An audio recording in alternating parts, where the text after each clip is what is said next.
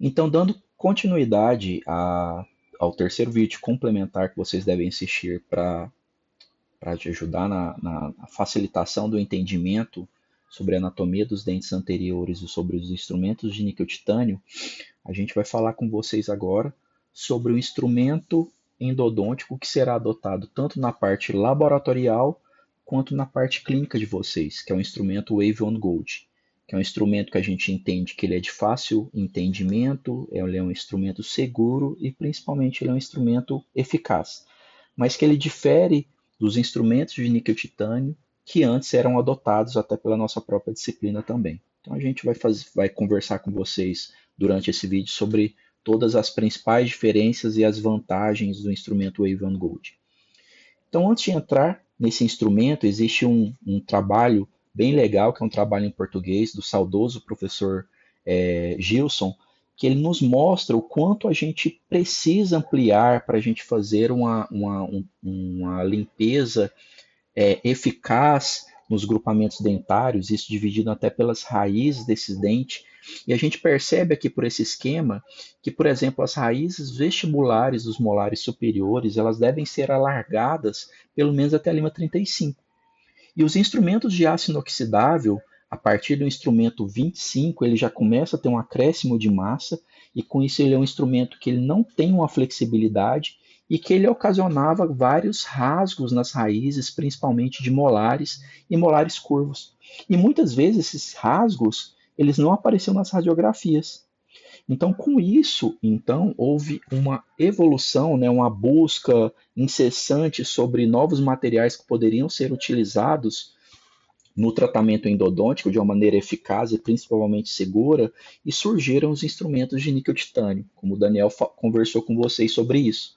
Então, esses instrumentos de níquel-titânio, ele tem como principais características a alta flexibilidade, né? Então, com isso, ele acompanhava essa curvatura dos canais e ocasionava também e proporcionava um tratamento mais rápido e mais eficaz.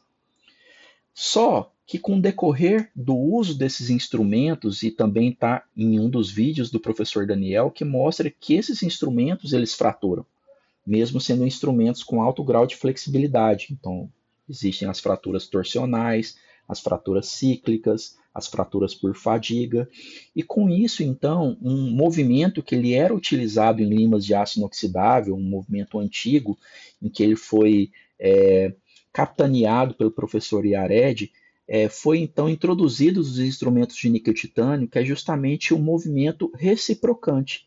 Qual que é a principal diferença dos instrumentos reciprocantes para os movimentos de rotação contínua? Enquanto o movimento de rotação contínua ele faz uma volta completa ali no seu eixo, o movimento reciprocante ele faz pequenos incrementos de 150 para a sua esquerda e 30 para a direita. 150 para a esquerda, 30 para a sua direita. Então, com isso, a chance desse instrumento travar a ponta e ocasionar uma fratura torsional é muito menor em comparação aos instrumentos rotatórios convencionais. Né?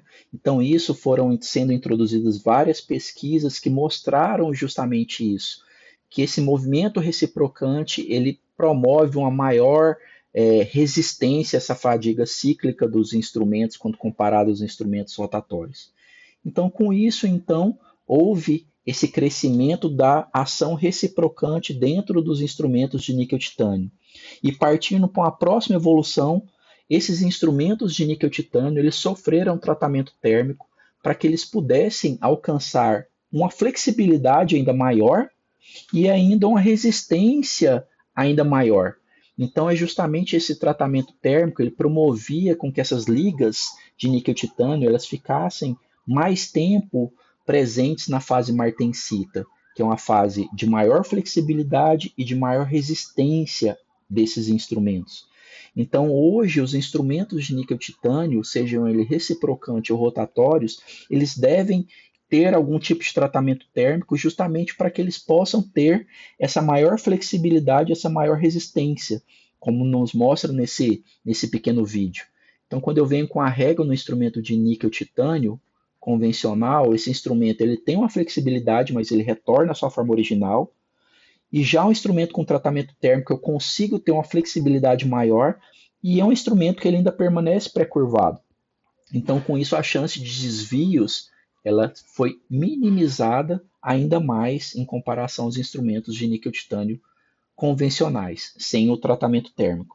Então, nos mostra aqui que esse tratamento térmico é justamente que essa liga, quando ela chega a uma temperatura, ela pode se tornar ainda mais flexível ou ela pode se tornar um pouco mais rígida, né? Então, aqui um pequeno vídeo instrutivo que mostra justamente isso, que a lima com tratamento térmico, ela fica na forma ali que ela foi introduzida mais tempo que o instrumento de níquel-titânio convencional. Então, com isso, a chance de desvios é cada vez menor. Então, por isso, em comum consenso com toda a equipe e que foi efetuada então essa troca dos instrumentos rotatórios que as outras turmas utilizavam por instrumentos reciprocantes. E o instrumento reciprocante de escolha foi justamente o Wave On Gold, que ele contém as principais características que a gente precisa, que a gente vai falar daqui um pouco para vocês. Esse instrumento, então, ele possui 4 instrumentos, ou seja, são menos instrumentos que os instrumentos de aço inoxidável, que a gente teria que trabalhar para conseguir um preparo apical mais efetivo, e que ele tem esses nomes, Small, Primary, Medium e Large.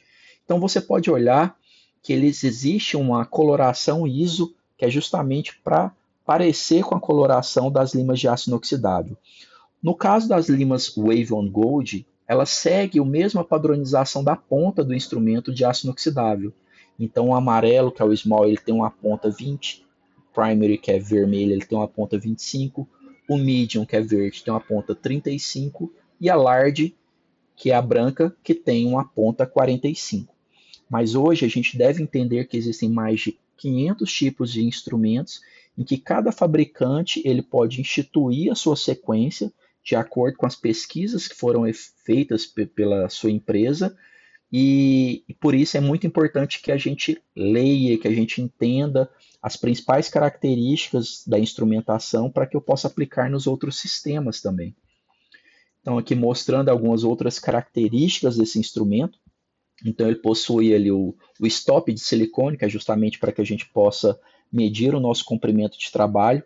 Ele também possui marcas de profundidade para facilitar essas medidas, né? Então já vem padronizado ali que o primeiro risco branco ali na haste desse instrumento é em 18 milímetros, depois em 19, 20 e 22.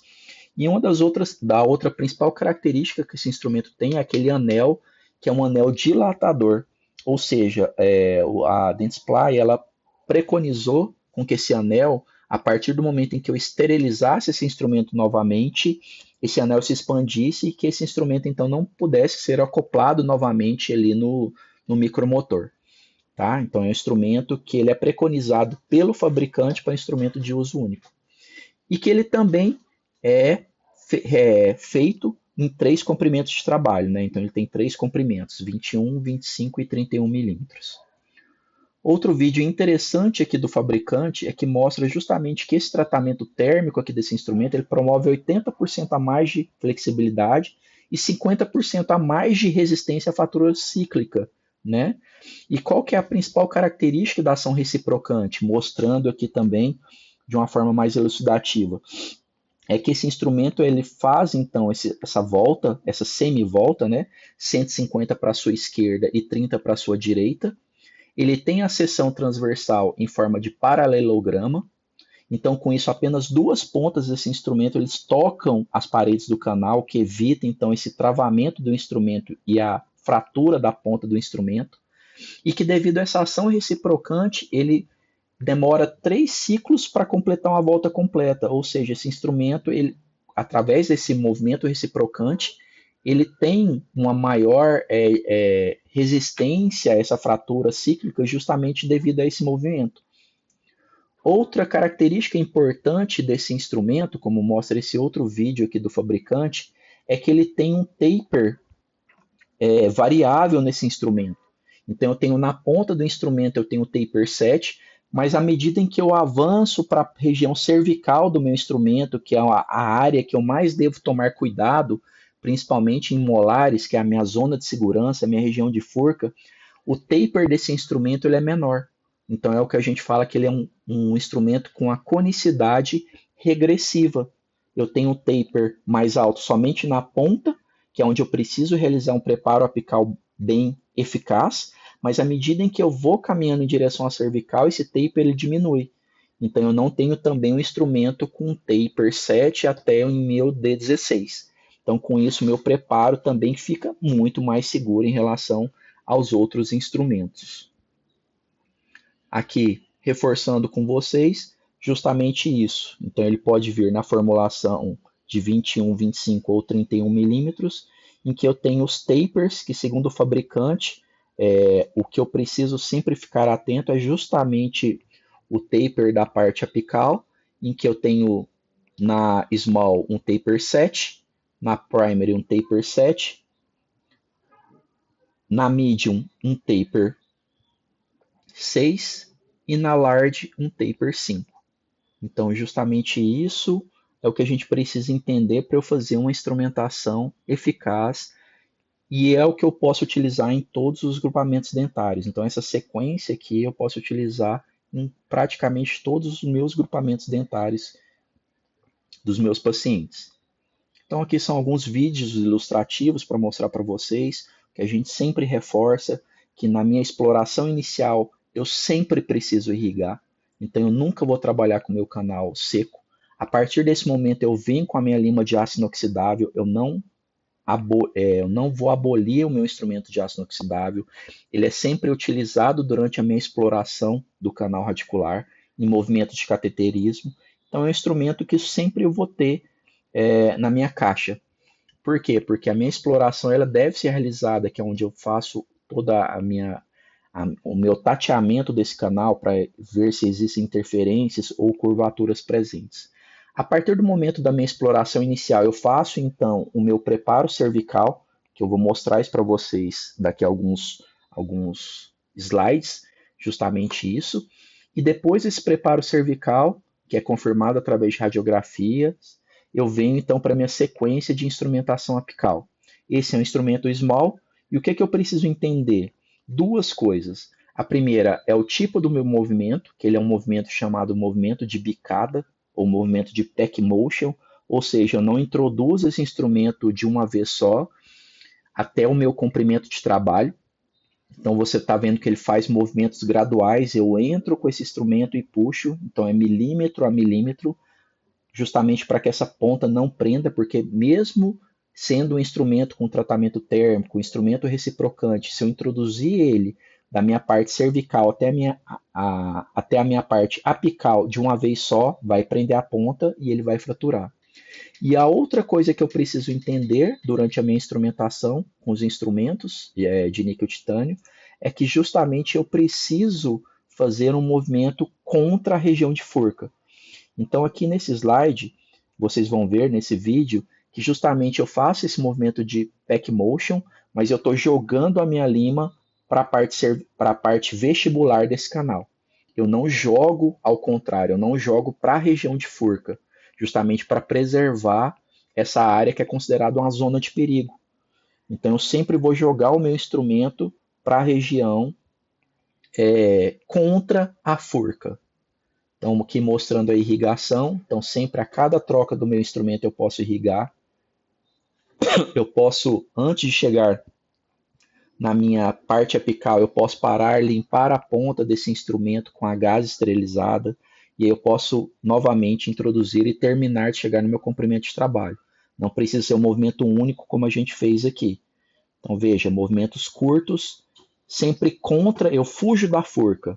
Então eu vou fugindo ali da região de forca. Então são movimentos graduais que eu vou fazendo, justamente para que eu possa promover o meu preparo apical da melhor forma possível. Eu sempre posso também recapitular, como eu falei para vocês, irrigo esse instrumento e posso voltar com o meu instrumento de aço inoxidável 15, que é justamente para tirar alguns debris que podem estar presentes ali, principalmente na região apical. Então, no site endoscience.com.br, a gente tem esse material didático, a gente tem essa prancha disponível para download e que mostra justamente isso. as principais características que esse instrumento tem, que é a ponta e o taper de cada instrumento e quais os canais que a gente precisa trabalhar. Então, mostrando aqui, reforçando, que o instrumento 45 taper 5, ele deve ser trabalhado somente em canais amplos, na distal e na palatal de molares, tanto superiores quanto inferiores. E aqui o protocolo que será utilizado tanto no laboratório quanto na clínica, que é justamente a exploração dos canais, que tem que ser realizado com a lima de aço inoxidável, ou uma lima 15, ou caso esse canal esteja muito atrás, com a lima de série especial, movimentos de cateterismo. Depois de realizada a minha exploração dos canais radiculares, eu vou fazer o meu preparo cervical, em que ele vai ser realizado com a lima, com a primary, né, de acordo com aquela conta minha, que é os 2/3 da minha odontometria aparente. Depois de realizado o meu preparo do terço cervical, eu vou realizar a minha odontometria ou com localizador foraminal e radiografar, ou somente através da radiografia, para confirmar o meu comprimento de trabalho, onde através dessa radiografia eu vou saber se eu preciso avançar, recuar ou se eu vou manter a medida da minha odontometria aparente. E a partir disso, então, a gente vem para a nossa sequência. Limas a amarela, vermelha, verde e a branca nos canais mais amplos. Então, essa é a sequência que será trabalhada no laboratório com vocês. Espero que vocês tenham entendido e qualquer dúvida a gente está à disposição. Um grande abraço a todos.